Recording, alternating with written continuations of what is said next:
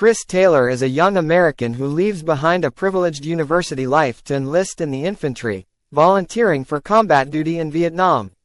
The year is September 1967. When he arrives in Da Nang, South Vietnam, he witnesses the grim reality of war as dead soldiers in body bags are loaded onto his plane. Taylor is assigned to Bravo Company, 25th Infantry Division, stationed somewhere near the Cambodian border. The harsh work and brutal living conditions quickly dampen his initial enthusiasm for the war. One day, the platoon commander, Lieutenant Wolfe, discusses the plans for a night patrol with his platoon sergeants.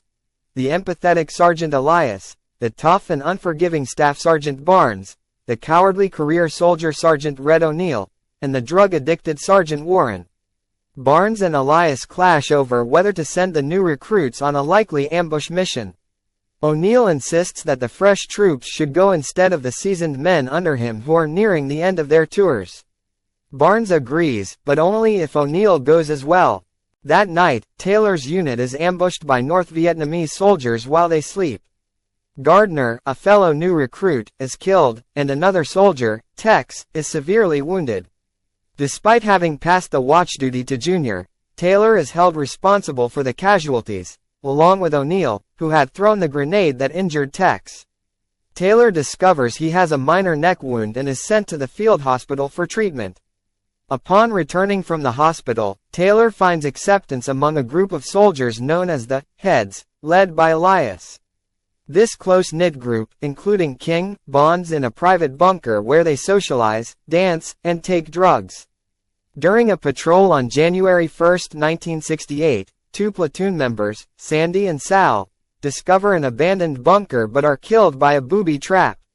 Soon after, Manny Washington goes missing, and his mutilated body is found tied to a post nearby.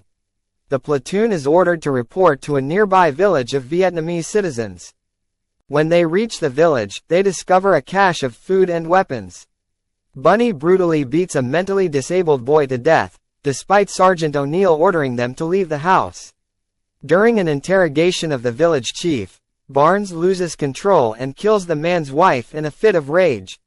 He is about to murder the man's daughter when Sergeant Elias intervenes, leading to a physical confrontation between the two.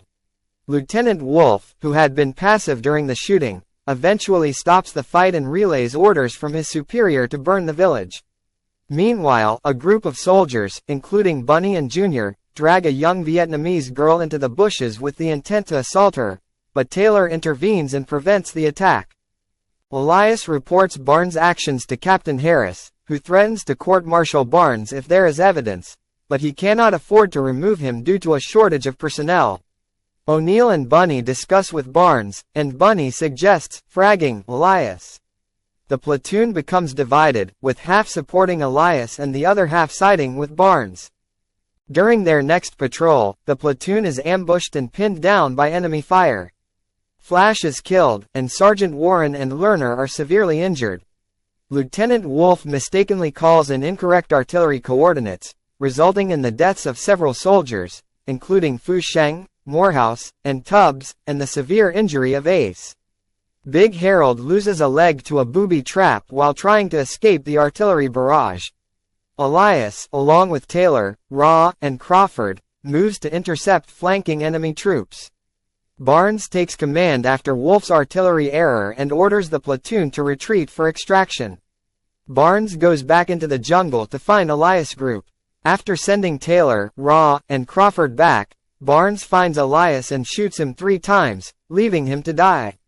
Barnes later lies to Taylor, claiming that Elias is dead and that his body was nearby. As they leave, the men see Elias, severely wounded, emerge from the jungle, running from pursuing NVA soldiers. He is shot several more times by the enemy as the American helicopters try to cover him. Taylor, enraged and seeking justice, tries to convince the remaining Heads to kill Barnes in retaliation. King agrees, while Doc Gomez suggests waiting for military justice. Barnes, drunk and having overheard Taylor's plan, confronts him. A fight ensues, and Barnes easily overpowers Taylor, holding a knife to his face but ultimately sparing him due to fear of a court-martial. Instead, he slashes Taylor's eye. A few days later, the platoon is sent back to the ambush area to build and maintain heavy defensive positions in anticipation of an enemy attack. Ra is promoted to sergeant, taking command of the remnants of Elias' squad. The soldiers brace themselves for the impending battle. Just before nightfall, King is allowed to go home as his tour of duty ends. O'Neill attempts to use Elias' R&R days to escape the battle, but Barnes refuses, stating, "Everybody got to die sometime." Red Jr. tries to fake trench foot to avoid the fight, but Barnes sees through the ploy. Bunny, feeling no remorse for his actions, expresses his enjoyment of the war. Francis, one of the last remaining heads, is assigned to the same foxhole as Taylor. That night, the NVA launches a massive attack, breaking through the American defensive perimeter. Taylor and Francis fight off several enemy soldiers but are forced to abandon their foxhole just before it is destroyed by an RPG. Taylor, losing control during the battle, charges into the chaos, killing enemy soldiers in a frenzy. The command bunker is destroyed by an NVA suicide bomber, and many platoon members are killed, including Lieutenant Wolfe, Parker, Doc, Bunny, and Jr., when their foxholes are overrun. O'Neill survives by hiding under a dead body. In desperation, Captain Harris orders the Air Force to expend all remaining inside his perimeter. Amid the chaos, Taylor and Barnes come face to face. Just as Barnes is about to kill Taylor with a shovel, they are both knocked unconscious by a napalm strike. Taylor wakes up the next morning with a serious abdominal wound and soon finds Barnes, who is also wounded. Taylor takes an AK-47 from a dead enemy soldier and aims it at Barnes, who dismissively orders him to call a medic. When Taylor doesn't comply, Barnes dares him to shoot. Taylor pulls the trigger, shooting Barnes 3 times in the chest and killing him. Francis, having survived the battle, stabs himself with a bayonet to be evacuated as a casualty. O'Neill is found by other soldiers, and much to his dismay, Harris gives him command of the platoon. As Taylor is being evacuated by helicopter, Francis reminds him that because they've both been wounded twice, they can go home. Taylor bids farewell to his remaining friends, Ra, Francis, Tony Hoyt, and Ebenhoch, and boards the helicopter. As it flies away, Taylor weeps, reflecting on the destruction below. From a future perspective, he narrates that he will always carry Vietnam with him, with Barnes and Elias battling for control of his soul. He concludes that he and other veterans must rebuild themselves and find meaning and goodness in their lives. Movie commentary. The story delivers an intense and immersive portrayal of the Vietnam War, offering a window into the psychological and moral struggles of soldiers caught in the conflict. The story is deeply rooted in its historical context, yet it transcends time, exploring universal themes of war, morality, and the loss of innocence.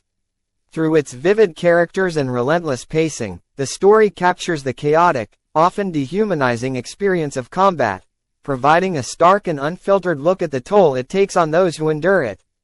The central figure, Chris Taylor, begins his journey as a young man driven by idealism and a sense of duty.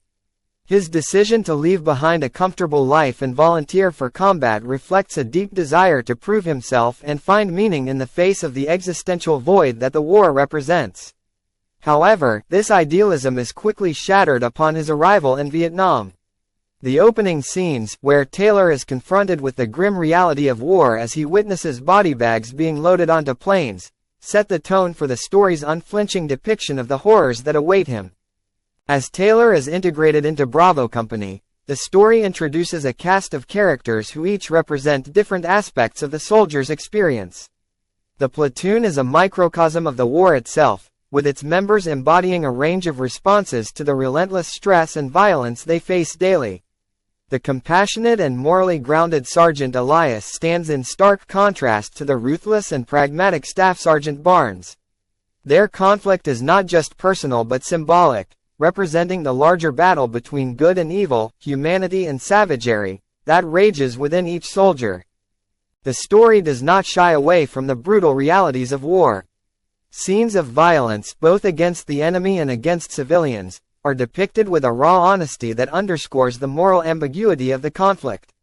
The village scene, where soldiers commit atrocities against unarmed villagers, is particularly powerful in its depiction of how war can strip away the veneer of civilization and reveal the darker aspects of human nature. This sequence is crucial in showing the transformation of Taylor from an observer of the war's horrors to an active participant, as he begins to grapple with his own capacity for violence. The moral and psychological decay that Taylor experiences is mirrored by the breakdown of order within the platoon. The soldiers, already divided by their allegiances to Elias or Barnes, are further fractured by the escalating violence and the constant threat of death. This disintegration is symbolized by the tragic fate of Elias, whose murder at the hands of Barnes marks a turning point for Taylor. The event is a devastating blow to the platoon's morale and serves as a catalyst for Taylor's descent into darkness. The story's climax is a relentless and harrowing depiction of the chaos of war. The final battle, where the platoon is overwhelmed by a massive enemy assault, is portrayed with a visceral intensity that captures the fear and desperation of the soldiers. The carnage is overwhelming, and the story does not flinch in showing the cost of the conflict. Taylor's confrontation with Barnes, set against the backdrop of this carnage, is the culmination of his inner turmoil.